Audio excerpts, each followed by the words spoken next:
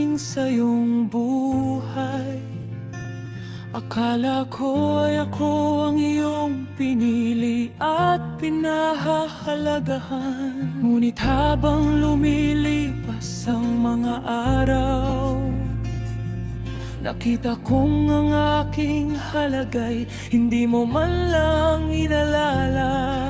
Ang aking mga pag-asa, pangarap at hinaing, parang hangin lang na dumaan, hindi pinakinggan.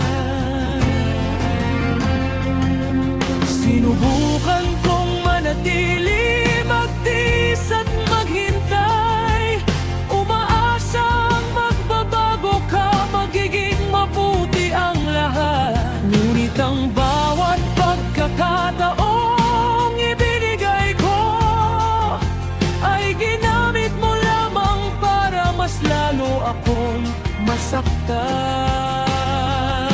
Lumalayo ang babae kung hindi siya pinapahalagahan, kung wala siyang maramdaman na paggalang at tulong na kailangan. Lumalayo kapag ang puso'y paulit-ulit na nasusugatan, kapag nararamdaman niyang parang isa lamang siyang pagpipilian, kapag ang tiwala na parang salamin ay nasira na ng tuluyan, doon siya aalis, hindi na muli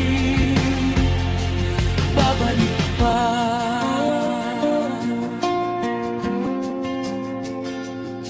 Hindi ako humiling ng marangyang buhay, kundi ang simpleng paggalang at pagsuporta sa bawat hakbang. Kapag ako'y nahihirapan at kailangan ng kasama, ikaw ay wala o kaya'y nagsasalita ng masakit na salita. Ang aking tiwala'y tinayo ng dahan-dahan, ngunit sa isang pagkakamali nawasak mo ito agad. Sinubukan kong manatili, magtiis at maghintay, umaasang magbabago ka, magiging mabuti ang lahat. Ngunit ang bawat pagkakataong ibinigay ko ay ginamit mo lamang para mas lalo akong masaktan.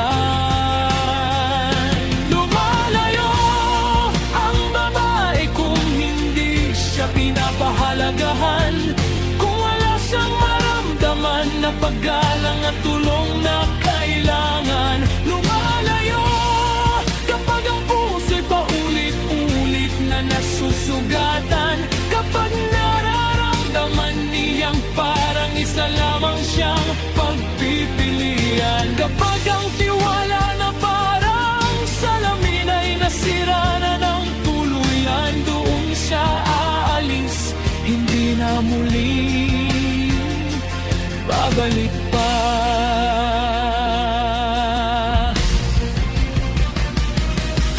Hindi ito dahil hindi na siya nagmamahal, kundi dahil ang pagmamahal ay nag-iisa na lamang. Ang puso ay may hangganan ng pagtitiis, kapag napuno na ng sugat, kailangan na nitong lumayo at magpahinga. Lumalayo ang babae kung hindi siya pinapahalagahan, kung wala siyang maramdaman na paggalang at tulong na kailangan. Lumalayo